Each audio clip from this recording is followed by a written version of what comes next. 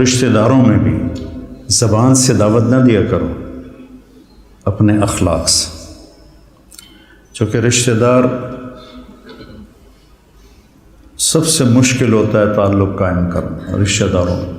جب تو اللہ نے اتنی آیات اتاری ہیں اور اتنی احادیث ہیں، تو اس میں سب سے مشکل ہوتا ہے رشتہ داروں سے تعلق قائم کرنا، کہ وہ رویے ٹکراؤ ہوتا ہے، تو اس میں آپ کے اخلاق، آپ کی تواضع، آپ کی عاجزی، کوئی ان میں سے بدتمیزی کرے تو آپ کا برداشت کرنا عموماً، اور والدین خاص طور پر۔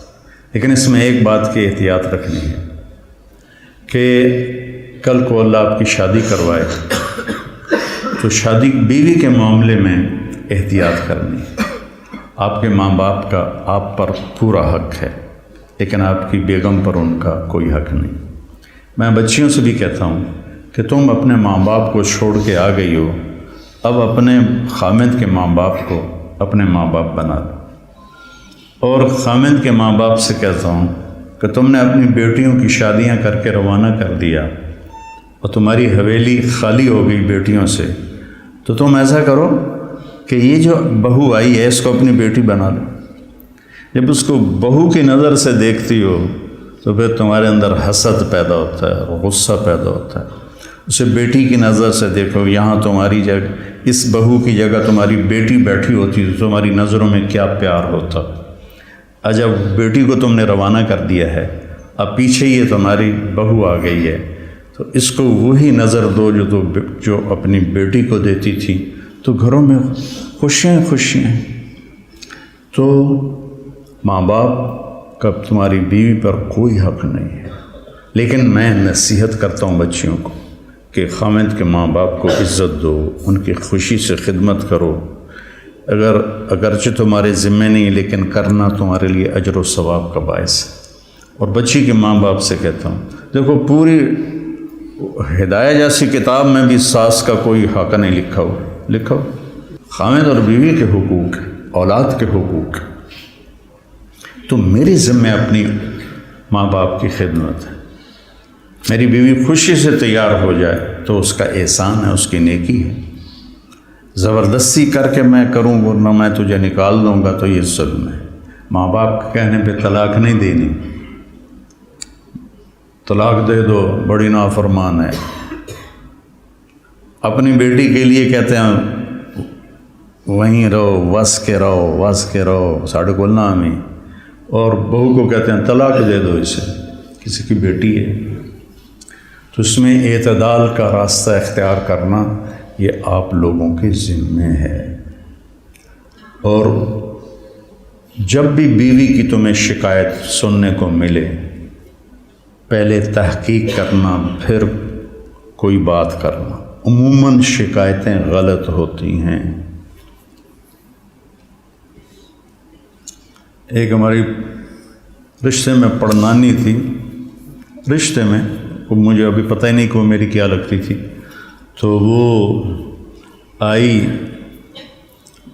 میری نانی کے گھر، تو اندر پردے نال اس کی بہو پیچھے آ رہی تھی۔ میری نانی نے آندی ہے تو میرے کو پوچھنا ہے اے تھوڑا رنگ پیلا کیوں ہو گیا ہے؟ یہ انہوں سمجھا رہی ہے کہ تو میرے کو پوچھنا تھوڑا رنگ پیلا کیوں ہو گیا ہے۔ اچھا، وہ میری نانی کا ان سے کوئی بانجی بھتیجی کا رشتہ تھا، تو انہوں نے کہا جی ٹھیک ہے جی نانی جی۔ وہ پیچھو بہو آ گئی، سلام دعا کے بعد وہ کہنے لگی خالہ جی تھوڑا رنگ بڑا پھکا پی گیا، ہاں نہ دودھ پلائندی ہے، نہ چاہ پیوائندی ہے، نہ انڈے کھوائندی ہے، نہ روٹی دا پوچھدی ہے، نہ پانی دا پوچھدی ہے۔ اگو وہ بھی تھی، یہ کودے نو تو وہ کودے تیرا، سی کا بھائی بگھیرا، یہ کودے نو تو وہ کودے تیرا۔ اگو اس نے بھی لے لیا ہاتھوں ہاتھ، ہر شے کھا جانی ہے تو علی پہ آنی ہے، میں تین کچھ نہیں پوچھ دیا۔ یہ ہماری معاشرت ہے، تو اس سے آپ لوگوں نے پرہیز کرنا ہے، عدل کرنا ہے۔ الگ رہنے کا انتظام کر سکو اسبابوں تو بہت اچھا ہے، اکٹھے رہنے کا ہے تو پھر بیوی کو پناہ دو، اس کو اپنے ماں باپ کی شدت سے بچاؤ، بیوی میں بدتمیزی ہے تو ماں باپ کو بچاؤ۔ بعض لڑکیاں ایسی بدتمیز ہوتی ہیں، ایسی زبان دراز ہوتی ہیں کہ نہ کسی کی عزت کو دیکھتی ہیں، نہ کسی کے مقام کو دیکھتی ہیں، اور بہت ہی لمبی زبان۔ ایک دفعہ ساتھ دو واقعے میرے ساتھ پیش آئے۔ ایک عورت، ایک دوست نے کہا کہ ایک خاتون آپ سے ملنا چاہتی ہیں، اس کے خامند کھرب پتی ہیں، کھرب پتی، کہ ملا دو۔ وہ آ گئیں، 50 سال پلس ان کی عمر تھی، تو بیٹھتے ہی رونے لگیں۔ ایسا ہوتا ہے ابھی پہلے کوئی دکھڑا سنائے پھر وہ بیٹھتے ہی رونے لگے کہ لوگ سمجھتے ہیں میں بڑی خوش قسمت ہوں، بڑے مالدار کی بیگم ہوں، لیکن میں اس دولت کو کیا کروں، میرے خامند کا سلوک ہی اچھا نہیں میرے ساتھ، تو میں اس دولت کو کیا کروں۔ ٹھیک، اس سے کوئی چند ہفتے بعد میں کراچی جا رہا تھا، جہاز میں ایک نوجوان بڑا خوبصورت میرے پاس آ گیا، کہنے لگا مولانا صاحب اللہ نے مجھے سب کچھ دیا ہے، رزق دیا ہے، گھر دیا ہے، دولت دی ہے، لیکن میں اپنی بیوی سے اتنا تنگ ہوں، اس کی 30 فٹ لمبی زبان ہے۔ میں کہا 29.5 فٹ کٹ دے، باقی 6 انچ منہ چران دے۔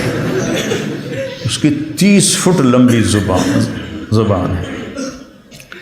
تو ایک بیوی کی بدتمیزی سے پریشان ہے، ایک خامند کی بدتمیزی سے پریشان ہے۔ اس لیے بعض اوقات جب بے جوڑ شادیاں ہو جاتی ہیں تو ماں باپ کہتے ہیں نبھاؤ۔ طلاق کس لیے ہے؟ طلاق اس لیے ہے کہ اگر خامد بدتمیز ہے تو ان کی عادت نہیں بدلے گی، بچی کو فارغ قرار۔ بچی بدتمیز ہے تو اپنے بچے کو ذلیل نہ کرو، فارغ کرا دو۔ اللہ نے طلاق اس لیے رکھی۔ تو میرے عزیزو، یہ زندگی کے اسباق ہیں جو اتنے ہی ضروری ہیں جتنے ہم باقی اسباق کو پڑھتے ہیں۔